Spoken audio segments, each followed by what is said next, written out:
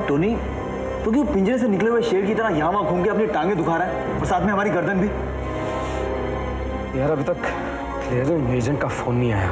अरे आ जाएगा यार फोन, लेकिन जिस तरह तू फोन को देखकर उसे हिप्नोटाइज करने की कोशिश कर रहा है ना, इस तरह वो बजेगा नहीं, बल्कि डर के डेड हो जाएगा। मुश्ताक, फ्लाइट डिटेल्स के मुताबिक अब तक सारी मशीनरी लैंड हो चुकी होगी।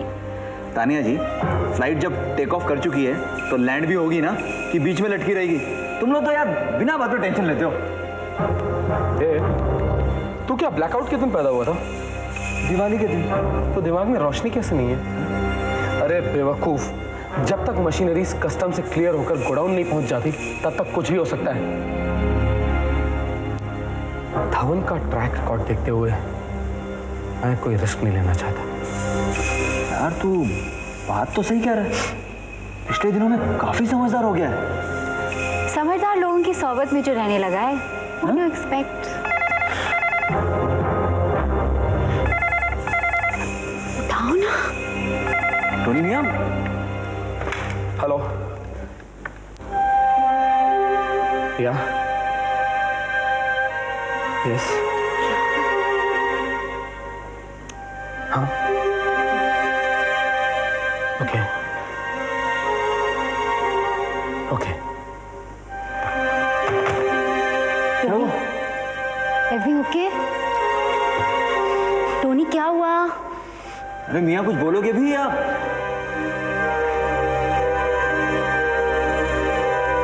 मशीनरीज आ गई।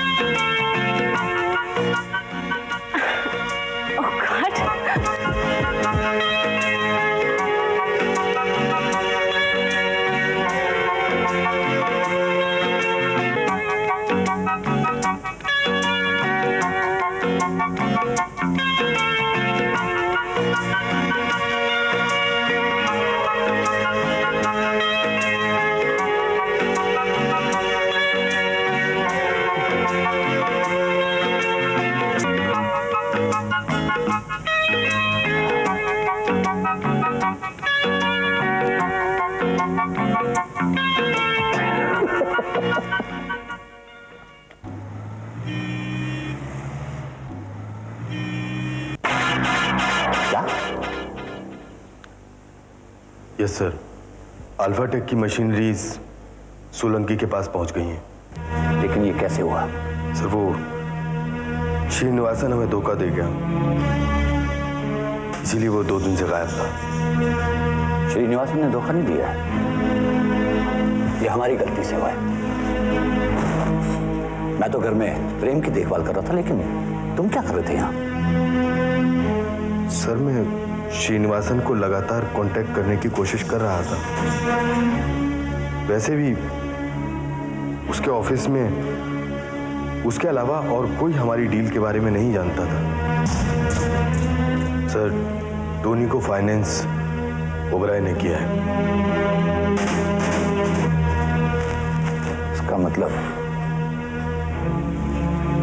टोनी मौके का फायदा उठा गया। कल का छोकरा हमें चोट दे गया।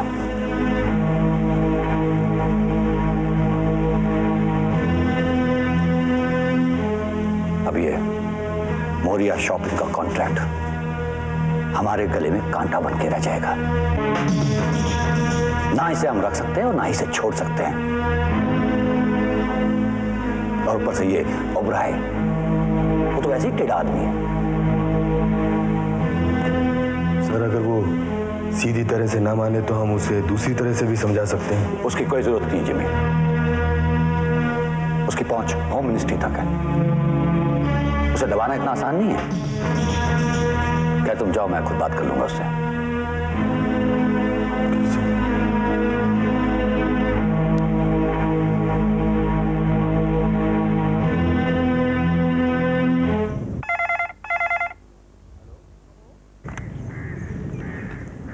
Hello hello mister Mehra. मेरा हियर। हाँ मैं साधना बोल रही हूँ। ओह हेलो साधना, कैसी हो तुम? मैं ठीक हूँ। मिस्टर मेहरा, मैं आपसे मिलना चाहती हूँ। हाँ हाँ, लेकिन क्या बात है, तुम कुछ परेशान सी लग रही हो? मिलने पर मैं आपको सब कुछ बता दूंगी। अच्छा ठीक है, तुम आ जाना। Thank you, bye bye.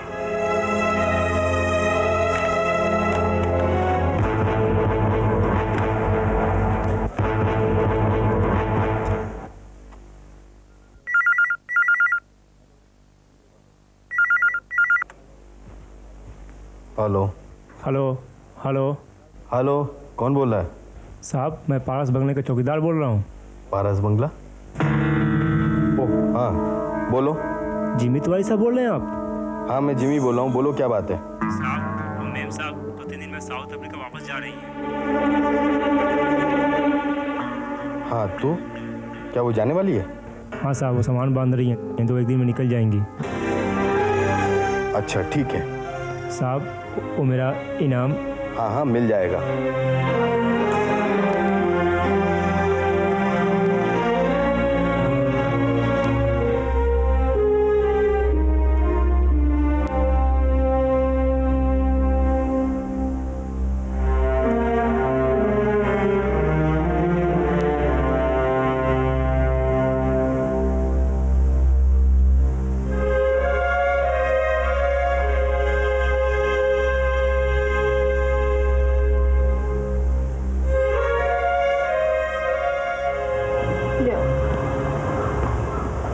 का हुआ? का सोचे थो? कछु नहीं। कच्छे तो बात है। अरे कह दिया ना कछु नहीं, चुपचाप सो जाओ।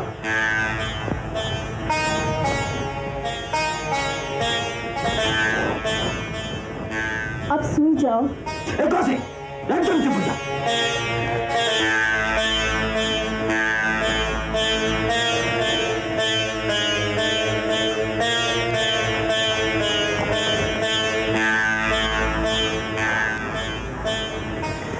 कौसी,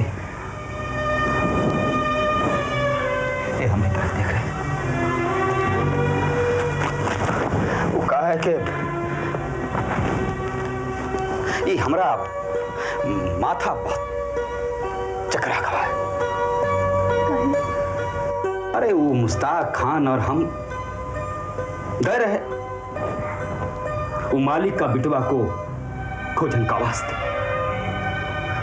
और हम उका खोज के छुड़ा के ले आए वो मुस्ताक खान किए दोस्ती का वास्ते, और हम किए ससुरा ई वफादारी का वास्ते। भाई हमरा ई मालिक हमारी वफादारी को समझ नहीं सके।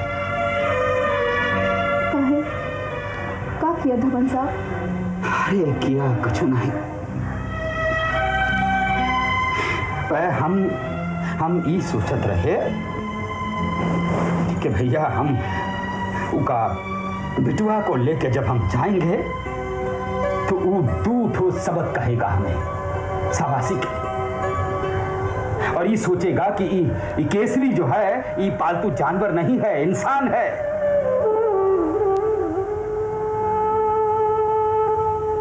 अपन मालिक का बिटवा के वास्ते जान दे सकते।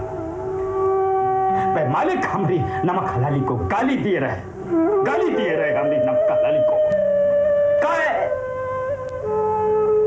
ये वास्ते कि हम बसीरा को छोड़ दिए। अरे उनका बिटवा को बचाने का वास्ते हम बसीरा को छोड़ दिए।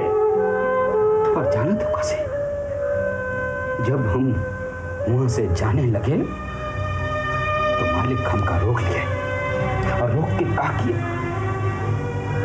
एक ठो नोटों का बंडल फेंक दिए हमरे मुंह पे। हमारी वफादारी का कीमत, ये हमारी वफादारी की कीमत, नोटों का बंडल फेंके हमरे मुंह पे। बस कौसी, हमरा मन बहुत खराब है आज।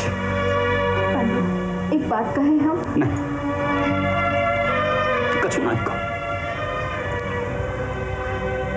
अरे हम जानत है तुम ई कहोगी कि छोड़ दो ये नौकरी, पर कौसी तुम नहीं जानते। हम बेईमानी नहीं कर सकते। अरे जो हमारा परिवार को, हमको ये रोटी दिए रहे, कपड़ा दिए रहे, ये सर छुपाने के लिए छत दिए रहे, उनका साथ हम बेईमानी नहीं कर सकते। हम जानते हैं कौसे कि तुम हमेशा सच कहत रही, हमेशा सच कहत रही, पर हम तब अपन मालिक को नहीं छोड़ सकते थे। और सच कहे कौसे, हम आज भी अपने मालिक को नहीं छोड़ सकते हैं। ये दूसरा नमक घुस गवा है ना हमारा खून के अंदर। पंडित, तुमका अपना मालिक का छोड़े की जरूरत नहीं पड़ेगी। का वक्त आने दो, वो खुद ही तुमका छोड़ देंगे। कौसे? हाँ पंडित, खाना में नमक उतना ही डाले के चाहे जितना स्वाद रहे। जरूरत से ज्यादा नमक जहर बन जाता है, और तुम भी नमक हलाली भी एक दिन तुम्हारे वास्ते जहर बन जाएगी।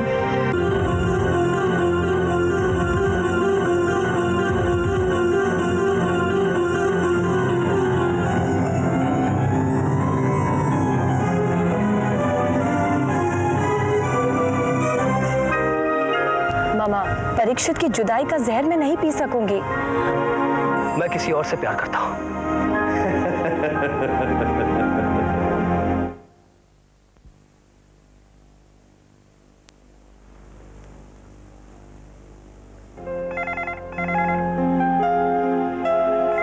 हेलो, जाने की तैयारियां करने लगी?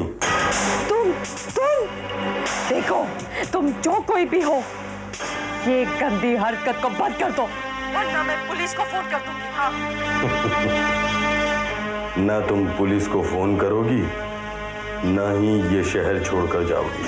कौन रोक सकता है मुझे? हाँ, कौन रोक सकता है मुझे?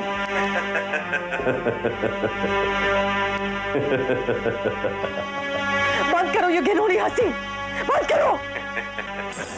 क्या चाहिए तुम्हें? मुझसे क्या चाहिए तुम्हें? बता दूंगा। हेलो,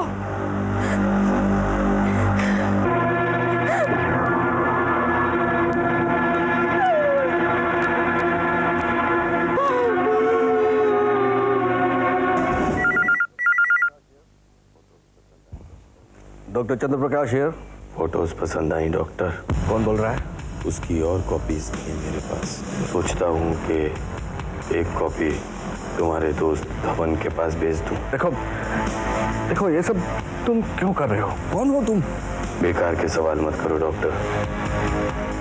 ये बताओ कि इसकी कीमत तुम दोगे या धवन से वसूल करूँ? देखो भाई, सुनो, आपको जितने पैसे चाहिए मैं दे देता हूँ, लेकिन प्लीज आप मेरा और साधना का पीछा छोड़ दो प्लीज। ठीक है, तुम पैसे दो, मैं पीछा छोड़ दूंगा। अच्छा, मुझे बताइए आप कितने पैसे चाहिए, कहाँ चाहिए? बता दूंगा, लेकिन इस बीच अगर साधना को भगा दिया तो मैं साउथ अफ्रीका तक उसका पीछा करूंगा, समझे?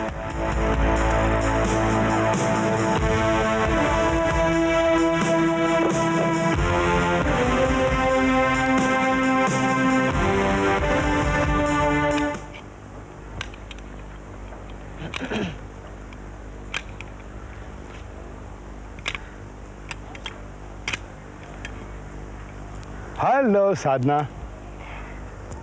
Good morning mister Mehra. Good morning, how are you? I am fine, thank you. Avantika कैसी है? वो ठीक है, लेकिन परीक्षित का कुछ पता चला? मैंने कहा ना, 2-1 दिन में वो आ जाएगा। अक्सर परेशानी के आलम में वो ऐसा करता है, लेकिन उसकी परेशानी का कारण मैं अभी तक नहीं जान पाया। उसकी परेशानी की वजह मैं जानती हूँ मिस्टर मेहरा। एक वजह तो ये है कि हम साउथ अफ्रीका वापस जा रहे हैं, और परीक्षित के बहुत जिद करने के बावजूद भी मैंने उसे अपना राज नहीं बताया।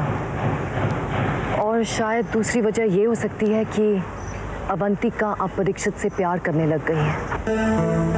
अरे भाई, अवंतिका अगर परीक्षित से प्यार करती है तो ये तो खुशी की बात है, इसमें परेशानी की क्या बात है? नहीं मिस्टर मेहरा, यही तो परीक्षित की परेशानी की वजह है। वो अवंतिका से प्यार नहीं करता। क्या? हाँ मिस्टर मेहरा, परीक्षित ने खुद मुझे बताया है कि वो अवंतिका को सिर्फ एक दोस्त की हैसियत से जानता है। वो किसी और लड़की से प्यार करता है। मैं सचमुच हैरान हूँ। और तुमने उसे बताया तक नहीं अभी? नहीं, मुझ में हिम्मत नहीं हुई। साधना, हम अपने आप को जितना मजबूत समझते हैं, वास्तव में उससे कहीं ज्यादा मजबूत होते हैं। और फिर इस दुनिया में ऐसा कौन सा आदमी है जिसने दुख नहीं भोगा? किसी शायर ने कहा है, इस कदर दुख है जिंदगानी में, जैसे घुल जाए जहर पानी में। कितनी सदियों का दर्द है शामिल एक इंसान की कहानी में। हर इंसान को अपने अपने हिस्से का दुख भोगना ही पड़ता है, वो चाहे हंस के भोगे चाहे रोकर। लेकिन मिस्टर मेहरा, मेरे दुखों का तो अंत ही नहीं नजर आता। मिस्टर मेहरा, आपको याद है मैंने कहा था कि साउथ अफ्रीका जाने से पहले मैं आपको अपना राज बता कर जाऊंगी। आज मैं बताती हूँ। आज तक लोग यही समझते आ रहे हैं कि अवंतिका के पिता मर चुके हैं, वो जिंदा नहीं है। अवंतिका को भी यही समझ है, लेकिन सच ये है कि मेरे पति जिंदा है और इसी शहर में रहते हैं। क्या? इसी शहर में? हाँ, और वो इस शहर के एक बहुत मशहूर बिजनेसमैन हैं।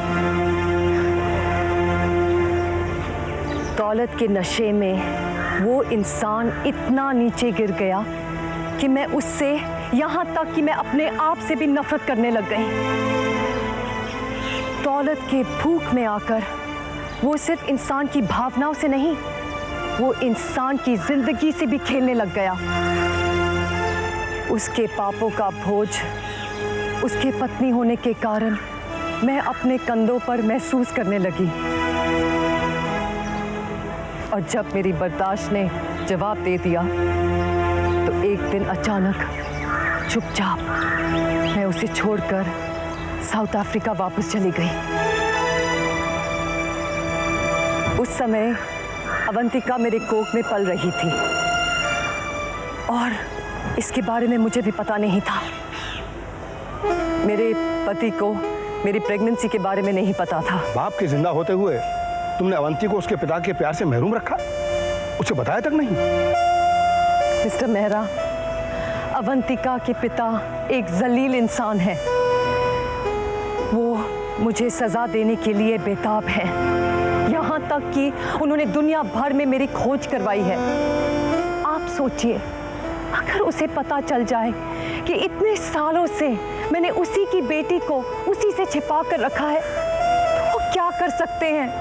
हाँ, मैं समझ सकता हूँ। अगर ये काम जरूरी नहीं होता और अगर डॉक्टर भैया ने जिद नहीं की होती तो शायद हम कभी बॉम्बे वापस नहीं आते। लेकिन अब क्या प्रॉब्लम है? अब क्यों जाना चाहती हो? मिस्टर मेहरा, कोई मुझे लगातार फोन करता है, भयानक हंसी हंसता है, अजीब आवाज में मुझे धमकियां देता है, मेरा पीछा करता है। यहाँ तक कि मेरे और मेरे डॉक्टर भैया की उसने फोटोग्राफ्स भी ले ली हैं। मिस्टर मेहरा, अगर मेरे पति के पास ये फोटोग्राफ्स पहुंच गई तो गजब हो जाएगा। मुझे अपनी फिक्र नहीं है, लेकिन अवंतिका को मैं उसके जलील पिता से अलग रखना चाहती हूँ। साधना, जब तुमने मुझ पे इतना भरोसा करके मुझे अपना हमराज बनाया तो थोड़ा सा भरोसा और कर लो। मैं तुम्हें यकीन दिलाता हूँ कि मैं अवंतिका पे आंच आने नहीं दूंगा और तुम्हारी मर्जी के बगैर अवंतिका को तुमसे दूर जाने नहीं दूंगा। मिस्टर मेहरा, आप इस आदमी को नहीं जानते। ये इंसान नहीं है, ये एक पत्थर है। अपनी जिद को पूरी करने के लिए वो कुछ भी कर सकता है। साधना, जब इतना बता दिया है तो उसका नाम भी बता दो। Pranlal Dhawan. Pranlal Dhawan? Dhawan group of industries का मालिक? जी हाँ। क्या आप उसे जानते हैं? अक्सर पार्टी और बिजनेस सेमिनार्स में मुलाकात होती रहती है। मिस्टर मेहरा, मैं आपसे ये कहना चाहती हूँ कि हम कल सुबह की फ्लाइट से वापस साउथ अफ्रीका जा रहे हैं। तो क्या परीक्षित से मिले बगैर ही चले जाओगी? मानो 2 दिन और रुक जाओ। नहीं mister Mehra, just might get too late. और इसमें अवंतिका की भलाई ही है कि वो परीक्षित से नहीं मिले। नहीं साधना, मुझे अभी तक विश्वास नहीं होता कि परीक्षित ने ऐसा कहा होगा, क्योंकि तुम लोगों के आने के बाद तो परीक्षित जी उठा था। फिर भी मैं पर्सनली उससे बातचीत खुलकर करना चाहता हूँ। कुछ वक्त और ठहर जाओ प्लीज।